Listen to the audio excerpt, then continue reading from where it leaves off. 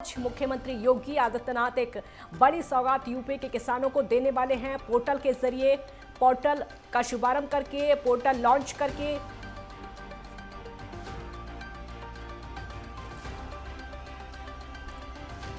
राजकुमार चौधरी वरिष्ठ संवाददाता हमारे साथ लाइव जुड़ गए हैं और ज्यादा जानकारी के लिए। राजकुमार, सीएम योगी आज बहुत बड़ी सौगात किसानों को देने वाले हैं। पोर्टल का उद्घाटन करके सीधे तौर पर किसानों को उसका लाभ होगा। काजल जी, अगर हिंदुस्तान की बात की जाए तो हिंदुस्तान में उत्तर प्रदेश जो है वो देश का सबसे बड़ा प्रदेश है और कृषि प्रधान भी है। चाहे हम पश्चिम की बात कर लें, चाहे हम पूर्व की बात कर लें। अगर पश्चिम की बात करते हैं तो ये हमेशा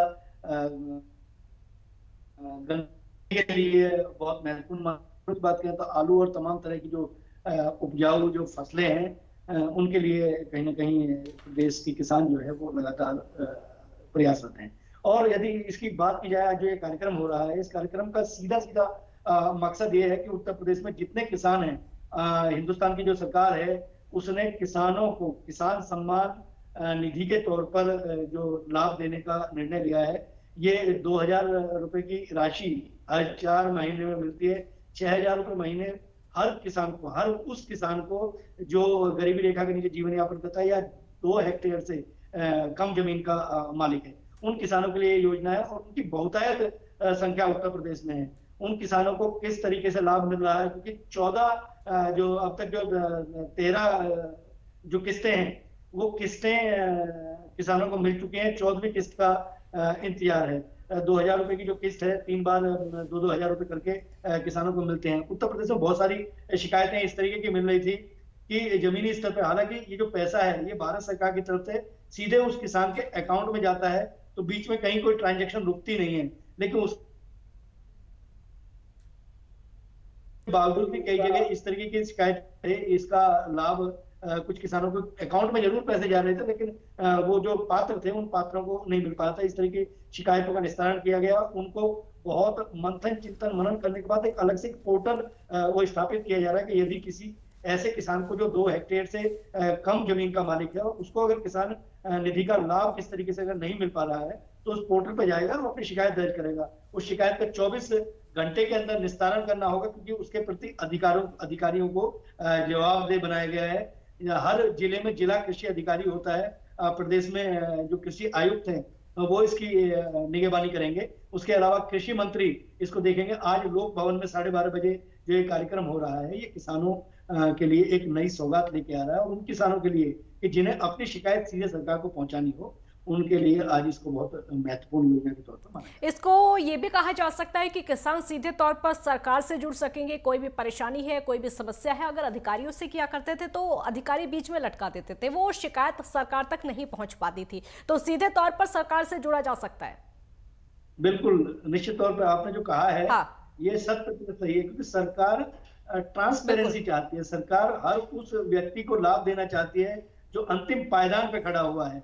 कई बार अगर हम बात करें तो उत्तर प्रदेश के कई जिले ऐसे हैं कि जहां मुख्यालय तक जाने के लिए लोगों के लिए ट्रांसपोर्टेशन की व्यवस्था आसान नहीं हो पाती है और बड़ी परेशानी होती है, क्योंकि तकनीक का सहारा लेकर हर गांव के अंदर एक सिस्टम होता है। हर गांव के अंदर ग्राम पंचायत है, पढ़े लिखे लोग हैं। अगर किसान खुद पढ़ा लिखा नहीं है तो उसके परिवार में जरूर एक व्यक्ति ऐसा होगा जो इस पोर्टल पर जाके शिकायत कर सकेगा।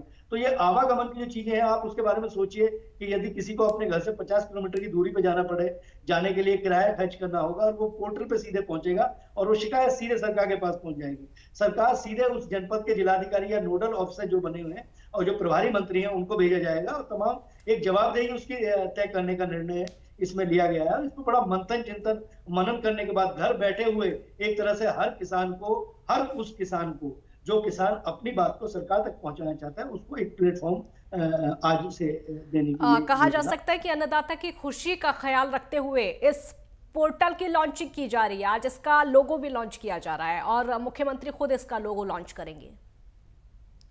बिल्कुल काजल, देखिए उत्तर प्रदेश के मुख्यमंत्री योगी आदित्यनाथ की जो कार्य प्रणाली है, क्योंकि वो उन्होंने उन सब चीजों को बहुत करीब से देखा है। जब हम जनता के बीच में जाते हैं, जनता के जब वो जनता दरबार लगाते हैं, उसमें जो शिकायतें आती हैं, जब लोग सीधे शिकायत मुख्यमंत्री के सामने रखते हैं तो निश्चित तौर पर उसका थोड़ा सा बहान जरूर होता है उन्हें। और उसके बाद फिर इस तरीके की जो योजना आती है वो योजना तभी कहीं ना कहीं अंकुरित होकर कहीं वट वृक्ष बनने की तरफ तभी अग्रसर होते हैं, क्योंकि इतना बड़ा तंत्र है। अगर सरकार चाहे, सरकार के नुमाइंदे चाहे, अधिकारी चाहे तो क्या नहीं कर सकते। लेकिन अगर आवश्यकता पड़ती है जवाबदेही की, क्योंकि हर जिले के अंदर अगर मैं कृषि की बात करूं तो हर जिले के अंदर जिला कृषि अधिकारी की तैनाती केवल इसलिए की जाती है कि वहां का डाटा, वहां की तमाम जो व्यवस्था है उसको देखा जाए। और ये जो पोर्टल आज लॉन्च जो हो रहा है, इसके पीछे एक जो सूत्र जो बता रहे हैं, क्योंकि पिछले दिनों जो बारिश हुई है उस बारिश ने बहुत सारे किसानों को जो है वो नुकसान पहुंचा है। कई योजनाएं ऐसी निकली कि जो लागत थी किसान की वो हजारों में थी, लेकिन उसे जो कृषि बीमा के तहत जो मुआवजा मिला वो सैकड़ों में आ गया।